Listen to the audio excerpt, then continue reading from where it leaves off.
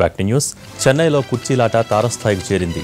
3 ముక్కలాటలో దినకరన్ వర్గం ఇప్పటికే అవుట్ కాగా పన్నీర్, పళని వర్గాల మధ్య సీటు కోసం పోటీ నడుస్తోంది. పార్టీ ప్రధాన కార్యదర్శి పదవితో సీఎం సీటు ఇవ్వాల్సిందేనని పన్నీర్ వర్గం డిమాండ్ చేస్తోంది. అయితే ప్రధాన కార్యదర్శి పదవికి తోడు ఆర్థిక మంత్రి పదవి ఇవ్వడానికి పళనిస్వామి రెడీగా ఉన్నారు. ఇక్కడే కొంత పీట ముడిపడింది.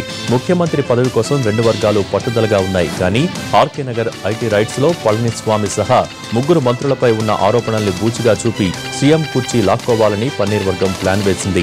ఇవాళ ఉదయం చెన్నైలోని పన్నీర్ నివాసంలో కీలక భేటీ జరగనుంది. ఈ సమావేశానికి మంత్రులతో కలిసి పళనిస్వామి కూడా వచ్చే అవకాశం కనిపిస్తోంది. పన్నీర్ ఇంట్లో సమావేశం తర్వాత కీలక ప్రకటన వస్తుందని భావిస్తున్నారు.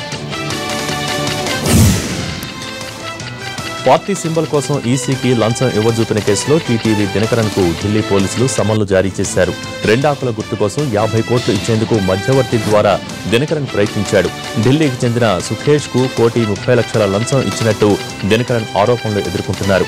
ఈ కేసు విచారణలో భాగంగా చెన్నైకి వెళ్లిన ఢిల్లీ స్పెషల్ బ్రాంచ్ పోలీసులు దినకరన్కు సమన్లు జారీ చేశారు. శశికళను, ఆమె కుటుంబాన్ని పార్టీ నుంచి తొలగించడం తన వర్గం సాధించిన తొలి విజయంగా పన్నీర్ సెల్వం చెప్పుకుంటున్నారు. ఈ ధర్మయుద్ధంలో తామే గెలిచామని ఆయన చెప్పారు. లక్షలాది మంది పార్టీ కార్యకర్తల అభిప్రాయాలను దృష్టిలో ఉంచుకుని ఇరు వర్గాలు చర్చలు జరుపుతున్నామని, త్వరలోనే నిర్ణయం ప్రకటిస్తామని పన్నీర్ సెల్వం తెలిపారు.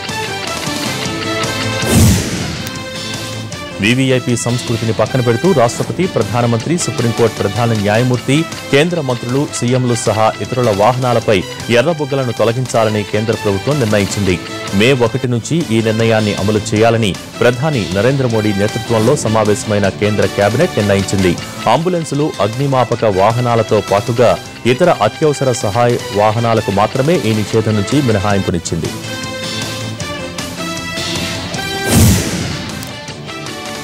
హిందూ మతం చాలా గొప్పదని, అందరినీ కలుపుకునే తత్వం దానిలో ఉందన్నారు వెస్ట్ బెంగాల్ సీఎం మమతా బెనర్జీ.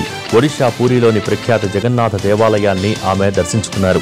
బెంగాలీలకు పూరి జగన్నాథుడంటే అమితమైన నమ్మకమని, ఏటా పూరికి వచ్చే భక్తుల్లో బెంగాలీలు పెద్ద సంఖ్యలో ఉంటారని గుర్తు చేస్తున్నారు. తన ఆలయ ప్రవేశంపై బీజేపీ, దాని అనుబంధ సంఘాలు రచ్చ చేయడంపై మమత తీవ్రస్థాయిలో మండిపడ్డారు.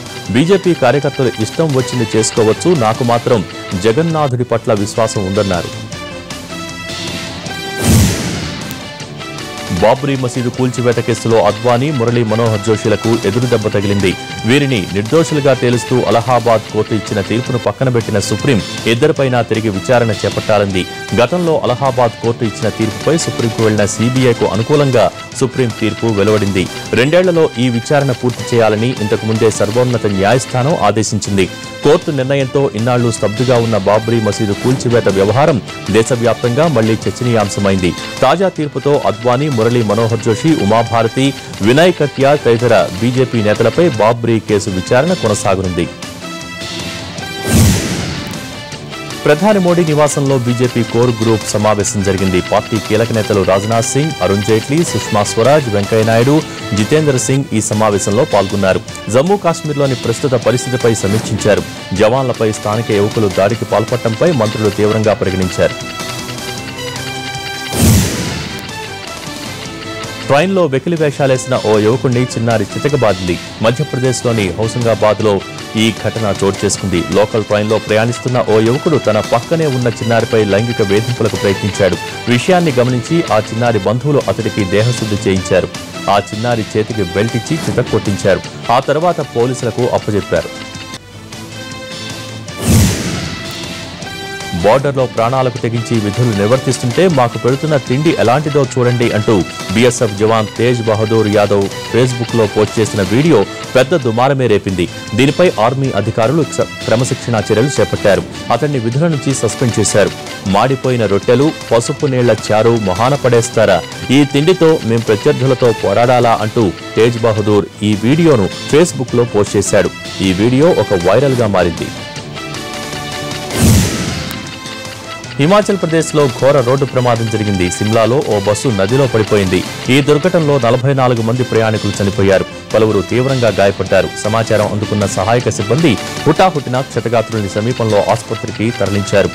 ప్రమాద సమయంలో మొత్తం 58 మంది ప్రయాణికులు ఉన్నారు. వేగమే ఈ ప్రమాదానికి కారణమని తెలుస్తోంది.